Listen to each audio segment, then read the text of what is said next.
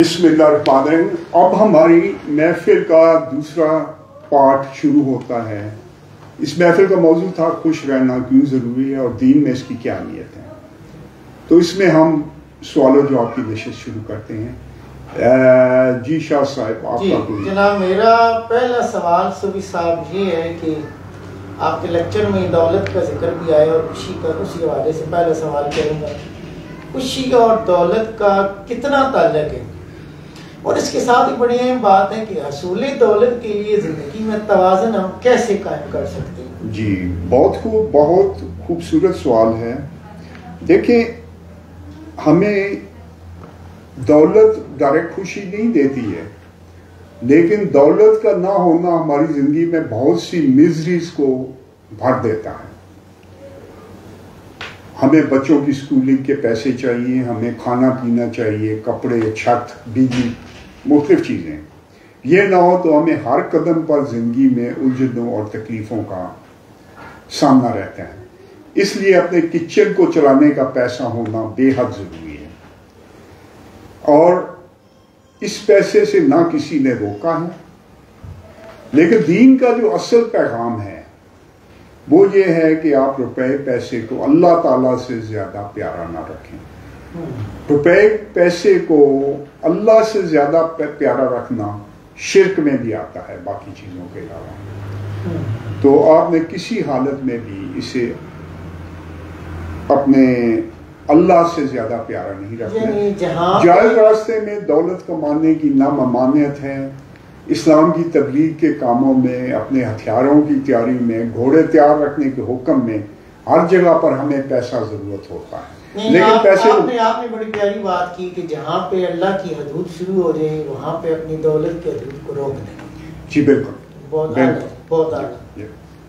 تو دوسرا میں اب سوال کروں گا، اسلام اس میں کافی چیزیں تو اس میں آپ کی سوال میں آ گئی ہیں، لیکن ابھی بھی یہاں پر جو لوگ حتمی رائے ہیں نا، آپ نے ایک حتمی رائے دے دی ہے۔ عموماً جو ہمارے مولانا حضرات اور جو صوفی یا درویش لوگ ہیں وہ حتمی رائے نہیں دیتے، مگر وہ ایسے دائیں بائیں لے جاتے ہیں۔ تو اسلام حصول دولت اور جمع دولت پر حتمی کیا کہتے ہیں؟ دیکھیں، اسلام نے یہ کہا ہے کہ آپ قرآن پاک میں ہے کہ اولاد اور مال و دولت زینت دنیا ہیں، اس سے روکا نہیں گیا ہے، اس سے بالکل روکا نہیں گیا ہے۔ یہ کہاں سے کانسیپٹ آیا؟ یہ کانسیپٹ صوفیوں کے تھرو انجیکٹ ہوا۔ صوفیوں نے رہبانیت کو پکڑ لیا، جس کا قرآن پاک میں ممانعت ہے، یعنی یہ بتایا گیا کہ رہبانیت عیسائیوں نے خود ایجاد کی تھی۔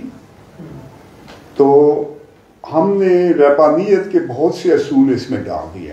رہبانیت کی وجہ یہ تھی کہ جب ایک آدمی پوری توجہ روحانیت پر یا اپنے اندر کی آواز کو سمجھنے پر لگاتا ہے، اپنے اندر کا مشاہدہ کرنے پر، تو پوری توجہ ادھر چاہیے۔ اب ایک آدمی جو کاروبار کر رہا ہے، اس کا ذہن کاروبار میں لگا رہے گا، اس کے پاس کم ٹائم ہوگا۔ اس مقصد کے لیے لوگ دنیا چھوڑ کر کچھ عرصے کے لیے جنگل میں چلے جاتے تھے۔ ہم اعتکاف بیٹھتے ہیں، آج تو رمضان میں لوگ اعتکاف بیٹھے ہوئے ہیں۔ تو اکیلا بیٹھنا اور اپنے اندر غور کرنا، اپنے اندر کی آواز سننا، یہ ضروری ہے۔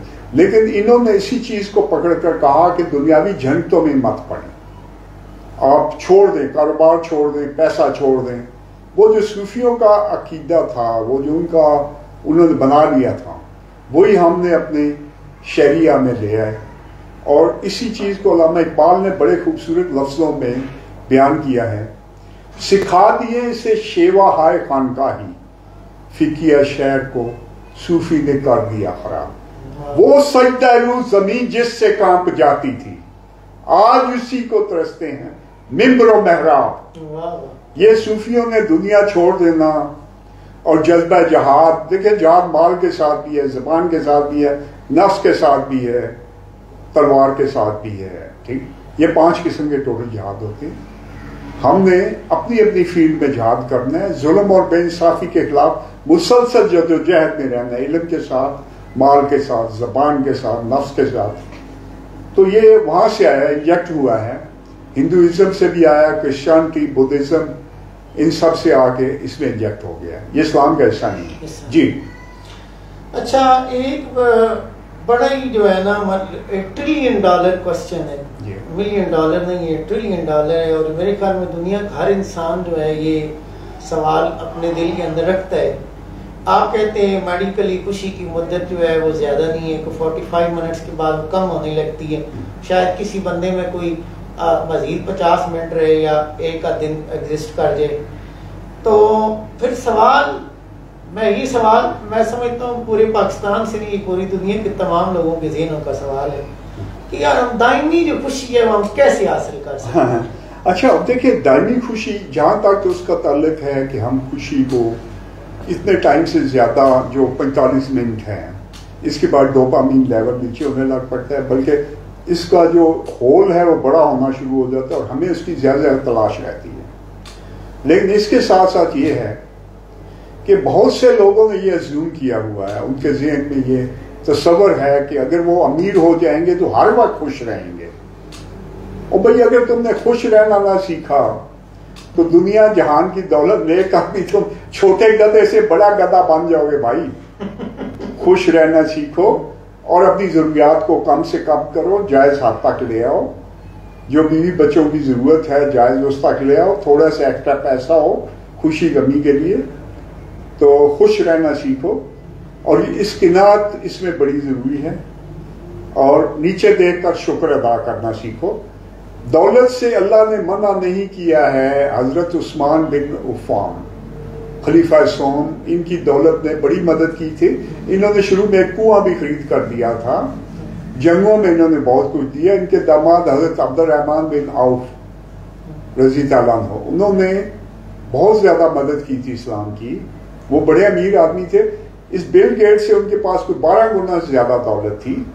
دولت سے اسلام منع نہیں کرتا ہے، لیکن دولت کا مقصد بنا لینے سے منع کرتا ہے اور کہتا ہے کہ میرا حصہ نکالتے جاؤ، غریبوں کا حصہ نکالتے جاؤ. اور یہ حصہ منیمم 2.5% ہے، زیادہ زیادہ 9% بھی ہو سکتا ہے. کیونکہ تم اس وقت تک صحیح معنوں میں مومن نہیں بن سکتے جب تک تم اپنی پیاری، سب سے پیاری چیز کو اللہ کی راہ میں قربان نہ کرو. تو یہ ایک بڑا آسان سا کانسیپٹ ہے، لیکن دولت سے منع نہیں کیا گیا. لیکن ہمارے لوگوں نے اپنی لا علمی کی وجہ سے دولت کو خوشی سے اٹیچ کیے. دائمی خوشی آپ کو مقصد زندگی سے ملے گی، اور اگر آپ مقصد زندگی بنا لیتے ہیں کچن چلانے کے بعد، لوگوں کی فلاح، لوگوں کی ہیلپ، لوگوں کو زندگی کا شعور دینا. وہ جس طرح چائنیز کہاوت ہے کہ اگر آپ نے غریب عورت کو مچھلی دے دی تو آپ نے ایک دن کا مسئلہ حل کیا. اگر آپ نے مچھلی پکڑنا سکھا دی تو ساری عمر کا مسئلہ حل کیا. تو زندگی اور دین کا شعور دینا یہ مچھلی پکڑنا سکھانا ہے. وہ اپنے پاؤں پر بھی کھڑے ہوں گے اور پیغام آگے چلائیں گے. تو آپ نے اس چیز کو پرائرٹی دے دی ہے. جی درویش صاحب، آپ کوئی سوال کرنا چاہتے ہیں؟ جی، مجھے ایک تو آپ سے یہ پوچھنا تھا کہ آج کل کامیابی سے مراد تو دولت اور شہرت اور بڑا عہدہ جو ہے وہ لیا جاتا ہے، تو کیا یہ چیزیں ایک انسان کے خوش رہنے کے لیے کافی ہیں؟ جی دیکھیں، یہ ساری چیزیں زندگی کا ایک حصہ ہوتی ہیں. میں نے لاسٹ ٹائم ایک لیکچر تھا کہ کامیاب بھرپور زندگی گزاریں. اس میں نے کہا ہے کہ آپ کے پاس کچھ فائنینشیل سیکیورٹی ہونی چاہیے، جو ہمارا ملک نہیں دیتا ہے. کچھ ایسٹس ہونے چاہیے، فری ٹائم ہونا چاہیے، اچھا ہلکا باب ہونا چاہیے، خوشگوار فیملی زندگی ہونی. یہ سب حصے ہیں چھوٹے چھوٹے. لیکن بنیادی طور پر میں آپ کو یہ بتاتا ہوں کہ مثبت سوچ، صبر نام ہی مثبت سوچ کا ہے. اگر آپ صبر کی صحیح تشریح کریں کہ مایوس نہ ہو کبھی بھی اللہ کی رحمت سے، اور مشکل نوعیت کا مقصد اللہ نے مقصد بھی دے دی ہے کہ لوگوں کو حق اور صبر کی تلقین کریں. تو یہ اگر آپ یہ کام کرتے ہیں تو آپ کو ایک مشکل نوعیت کا مقصد ملتا ہے. اور مشکل نوعیت کا مقصد ہی آپ کو خوش رکھ سکتا ہے. ایک وقتی مقصد ہوتا ہے. مثلا میں کہہ لیتا ہوں کہ جی میں نے اپنی آمدنی کو 2 لاکھ تک لے جانا ہے، وہ وقتی مقصد ہے. وہ ہو سکتا ہے میں 3 سال کے بعد پورا کر لوں محنت کر کے، لیکن اس کے بعد پھر آگے خالی جگہ کھڑی ہوگی. تو آپ نے ایک مشکل نوعیت کا مقصد جو ہے وہ رکھنا ہے. وہ لوگوں کو ایجوکیٹ کرنا، لوگوں کو سکھانا، لوگوں کو دین اور زندگی کا شعور دینا، یہ ایک بڑا خوبصورت مقصد ہے. جی مجھے میرا اگلا سوال یہ ہے کہ آج کل بہت ہی کمپٹیشن کا دور ہے. اپنے کزنز دوستوں کے اندر مقابلہ کہ کون زیادہ بڑی اچیومنٹ کر لے گا, زیادہ دولت, زیادہ اچھی گاڑی, زیادہ اچھا گھر وغیرہ وغیرہ. دوستوں میں مقابلہ, قریبی رشتہ داروں اور کزنز میں مقابلہ, حتیٰ کہ بھائیوں کے درمیان مقابلہ. اب اگر اس طرح کا کلچر ہمارے معاشرے کے اندر عام ہو تو کیا ہم اپنی خوشی کا کچھ سامان, ہم اپنی روحانی تسکین کا سامان جو ہے اس کی طرف ہم کیسے جا سکیں گے؟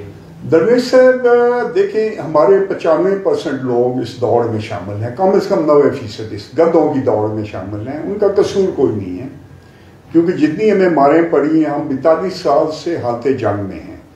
رشین افغان وار سے ابھی تک ہمیں 1 منٹ سانس نہیں ملا. ہم پر بڑے حملے ہوتے رہے, دنیا کے بڑے بڑے فسادی اور شیطانی طاقتوں کی طرف سے ہوتے رہے. تو اس میں نتیجہ یہ نکلا لوگوں نے کہ یہ پولیٹیشین بھی فراڈ ہیں, مذہبی جو لیڈران ہیں یہ بھی اپنے پیسے جمع کرنے میں لگے ہوئے ہیں. اور بہت حد تک یہ بات سچ بھی تھی. تو اس کے بعد لوگ, زیادہ تر جو سادہ لوگ ہیں, وہ پیسے کی دوڑ میں شریک ہو گئے. پیسہ آپ کو بہت سی آسائشیں بھی دیتا ہے, زندگی میں آسانیاں دیتا ہے, اس میں کوئی شک نہیں ہے. میں یہ نہیں کہتا ہوں کہ اس کو مت کمائیں. پیسہ آپ کو عقل مند بھی بناتا ہے. یعنی میں جتنا بھی عقل مند ہوں, اگر میرے یورپ میں کاروبار نہ ہوتا تو میرے آس پاس کے لوگ میری بات نہ سنتے کہ یار بھوکا ہے, یہ بھوکا ہے, تو اس وجہ سے اپنا وہ شروع ہو گیا. تو اب میں اگر کاروبار وہاں چھوڑ کے, یا بہت اس پہ جو کچھ میں کر رہا ہوں, اگر میں یہاں رہ رہا ہوں تو میں صرف اللہ کے پیغام کو پھیلانے کے لیے, جو ہمارے لوگوں کو نہیں ملا ہے. ہماری زندگی میں دین کا نہ ہمیں سمجھ آئی ہے, نہ ہمیں دنیا کی آئی ہے. ہمیں بیلنس رکھ کے چلنا چاہیے دین اور دنیا کو, پھر ہی ہم, کیونکہ وہ اصول جو آپ کو آخری دنیا میں کامیابی دیتے ہیں وہی اس دنیا میں دیتے ہیں. سچائی, ایمانداری, اچھا انسان بننا. تو یہ اصول آپ نے زندگی میں اپلائی کرنے ہیں. تو جو لوگ اس دوڑ میں شامل ہیں, ہم ان لوگوں کو ٹوٹلی برا یا بیوقوف نہیں کہہ سکتے, لیکن ان غریبوں نے اسے زندگی کا مقصد بنا لیا اور گدوں کی دوڑ میں ہیں.